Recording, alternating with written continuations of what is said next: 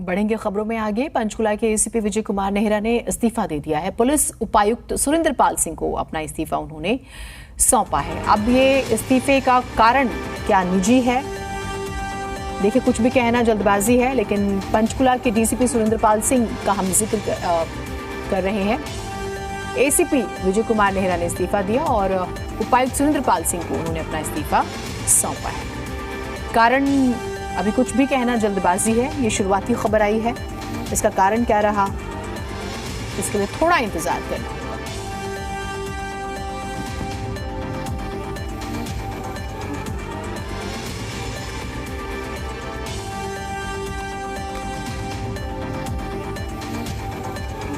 तो पंचकुला के एसीपी विजय कुमार नेहरा का हम जिक्र कर रहे हैं, जिन्होंने इस्तीफा दिया है। अब ये हम कोशिश कर रहे हैं अपने सहयोगी से बात करने की, ताकि ये पता लगाया जा सके कारण क्या रहा, क्या निजी कारण है या फिर कोई विवाद चल रहा था आपसी।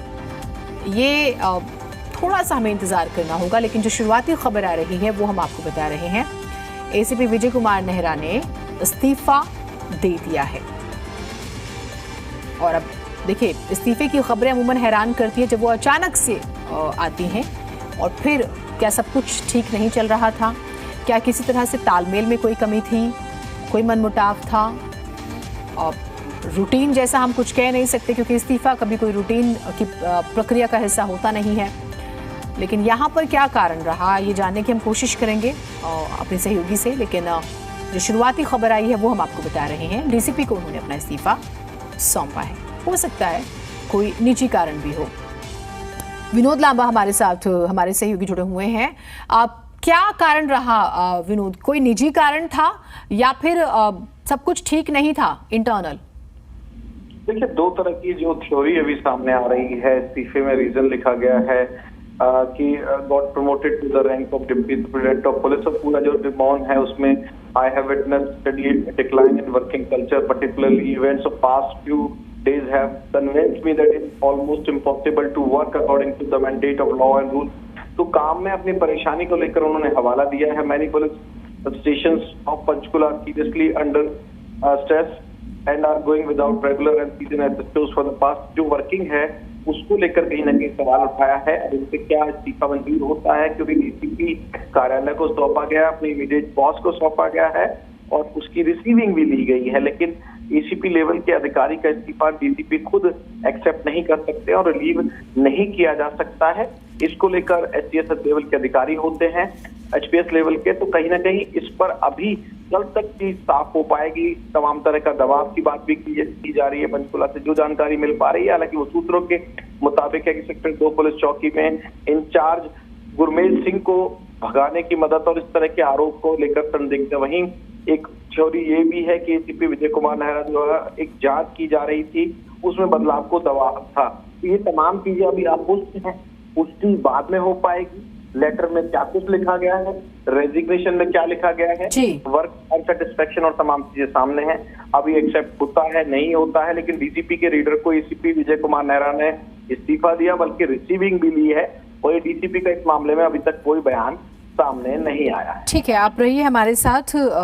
ये वाकई हैरान करने वाली खबर है, और कहीं ना कहीं जब इस तरह की खबर सामने आती है तो एक सवाल जो सबसे ज्यादा होता है वो ये कि सब कुछ ठीक नहीं है क्या, फिर संदेश क्या जाता है।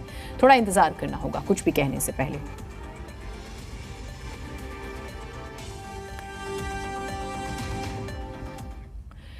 और आज हरियाणा की सबसे बड़ी खबर जिसका हमने जिक्र किया, बीजेपी निकाय चुनाव अकेले लड़ेगी और पर्यवेक्षक भी नियुक्त कर दिए गए हैं। यानी कि बीजेपी सुपर एक्टिव मोड में काम कर रही है और ये बीजेपी की स्ट्रैटेजी है।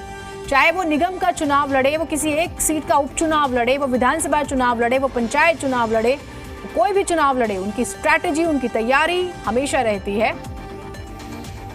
और जो है खबर ये आ रही है कि पर्यवेक्षक भी जो है वो नियुक्त कर दिए गए हैं। घनश्याम दास अरोड़ा जो है उन्हें एक बड़ी जिम्मेदारी दी गई है। विनोद हमारे साथ लगातार जुड़े हुए हैं, ये पूरी खबर बताइएगा। बीजेपी काफी एक्टिव है विनोद। देखिए, इस खबर को इस तरह से समझा जा सकता है कि अभी ऐलान किया और उसके बाद जिलेवार सिलसिलेवार तरीके से जो पर्यवेक्षक हैं वो नियुक्त कर दिए गए हैं। एक नाम आपने पढ़ के बताया, घनश्याम दास अरोड़ा का। उनको सिर्फ पंचकुला की जिम्मेदारी दी गई है। अंबाला से वेदपाल एडवोकेट पर्यवेक्षक रहेंगे। यमुनानगर से डॉक्टर संजय शर्मा है जो कि मीडिया कोऑर्डिनेटर भी हैं, प्रवक्ता भी हैं। कुरुक्षेत्र से मोहनलाल कौशिक है। कैथल से कंवरपाल गुर्जर जो कि शिक्षा मंत्री हैं, उनको पर्यवेक्षक बनाया गया है।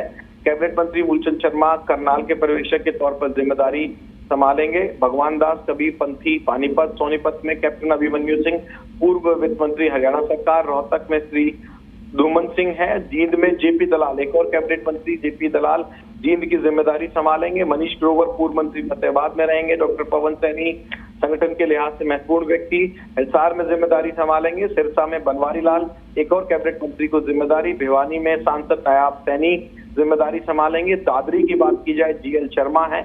महेंद्रगढ़ में कमल गुप्ता यानी कि एक और मंत्री महेंद्रगढ़ में कमान संभालेंगे पर्यवेक्षक के तौर पर। मनीष मित्तल को रेवाड़ी में, झज्जर में महिपाल ढांडा जो कि विधायक हैं पानीपत ग्रामीण से, वो झज्जर के पर्यवेक्षक की जिम्मेदारी संभालेंगे। गुरुगांव में अरविंद यादव जो कि हरको बैंक के चेयरमैन भी हैं, उनको जिम्मेदारी दी गई है। पलवल में संतोष यादव को जिम्मेदारी और नूह में सुभाष बराला जो कि पूर्व अध्यक्ष है हरियाणा बीजेपी के, वो पर्यवेक्षक के तौर पर जिम्मेदारी संभालेंगे। लिस्ट हमारे सामने है, दर्शकों के सामने 21 जिले के 21 पर्यवेक्षकों के साथ बीजेपी ने ताल ठोक दी है। बड़ा मैसेज दिया है कि जेजेपी के साथ निकाय चुनाव में नहीं जाएंगे। 21 लोगों की जिम्मेदारी, तमाम कैबिनेट मंत्रियों को जिम्मेदारी, पूर्व मंत्रियों को जिम्मेदारी और 21 जिले के 22 में से 21 जिलों के पर्यवेक्षक नियुक्त कर दिए गए हैं। बिल्कुल, तो ये डिटेल इंफॉर्मेशन जो है विनोद ने साझा की और ये स्पष्ट है कि बीजेपी अपनी स्क्रिप्ट बहुत पहले ही लिख चुकी थी। सिर्फ एक माकूल समय हम बार बार बात करते हैं, सूट करता हुआ समय उसका इंतजार हो रहा था और पर्यवेक्षक भी नियुक्त कर दिया गया। आपसे थोड़ी देर पहले खबर आती है कि अकेले चुनाव लड़ेंगे।